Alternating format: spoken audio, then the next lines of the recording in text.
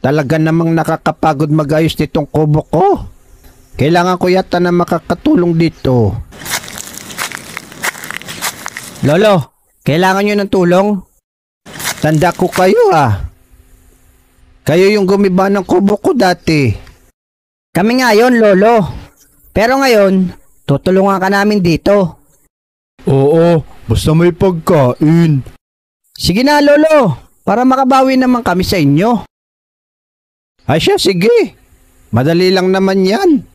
Ipapatong lang naman yan. Sige, ayusin nyo. Kukuha lang ako ng mga kahoy pa. Mapapalaban tayo dito, Lex, Oo nga 1 hour later.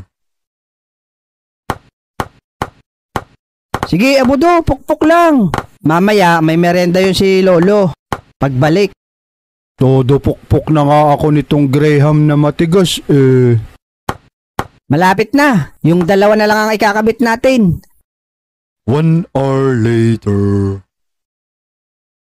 Natapos din, Lex. Oh, sakto. Ayan si Lolo.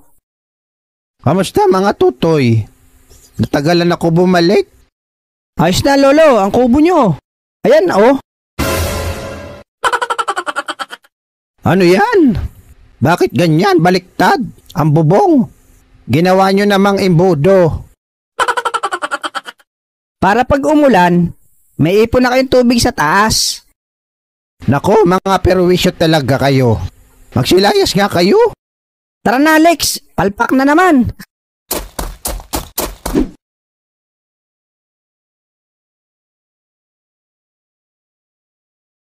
Pahinga muna, aba. Lakad na lang ng lakad Talagang napakatibay nitong ispag. At Graham na matigas. Kaya nga, Bogart. Teka, ayun, may dalawang super lolo. Tara, at ating pasabugin to. Sige, Bogart. Oh, ingat kayo ha.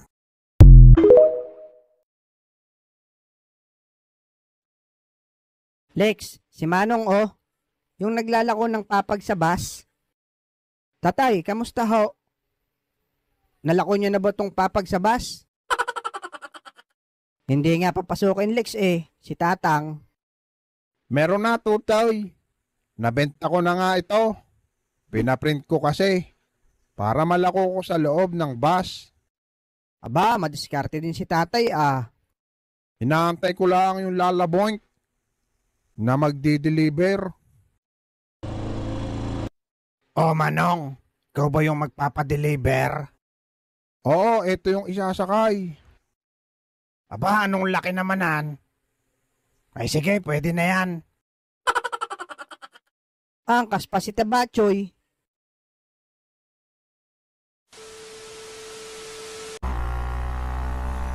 Kala ko ba maliit lang yung isasakay? Maliit nga. Maliit ang bayad ni Manong. Basta kumapit ka lang dyan. Tingnan mo, 169 na ang takbo natin, taba. What?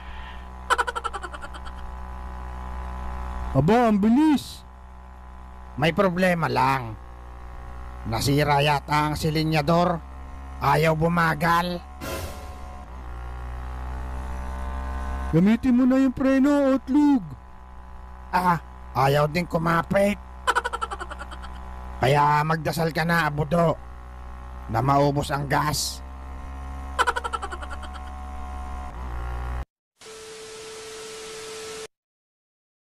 Pare, ayos pala talaga dito dumayo. Walang magulo, ano? Oo, basta ako nandito, walang magulo. Tingnan mo, andito tayo sa gitna ng daanan. Oo nga, Mang Boy. Teka, ba't ganyan ka ba umupo? Parang naduming aso. Tabi kayo dyan.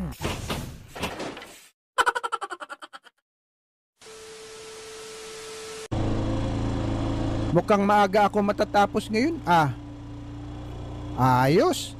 Half day lang.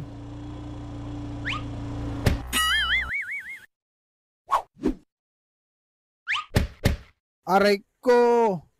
Talagang napaaga nga.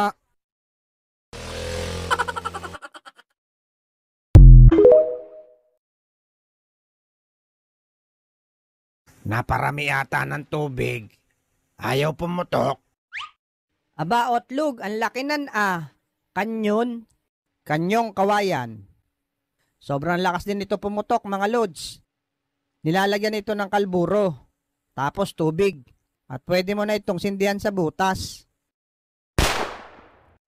Sobrang lakas naman nan, Otlog. Aba, oo. Gusto mo ibala kita dito eh. Eto lang sa akin baby rocket. Kung may kwitis, meron din namang baby rocket. Maliit lang siya ng 10 times sa kwitis. Ayos din naman pumutok yan. Ang cute, parang si Boy Kulot.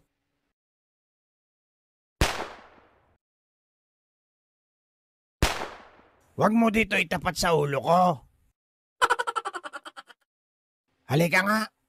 At balahan mo ng bunot sa dulo. Tetestingin ko kung malayo ang maabot. Sige, Otlog. Yan, ayos na yan.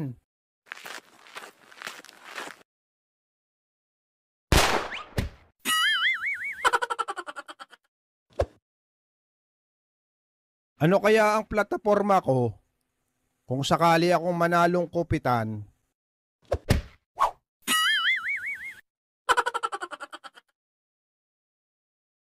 Nako, parang may tinamaan ata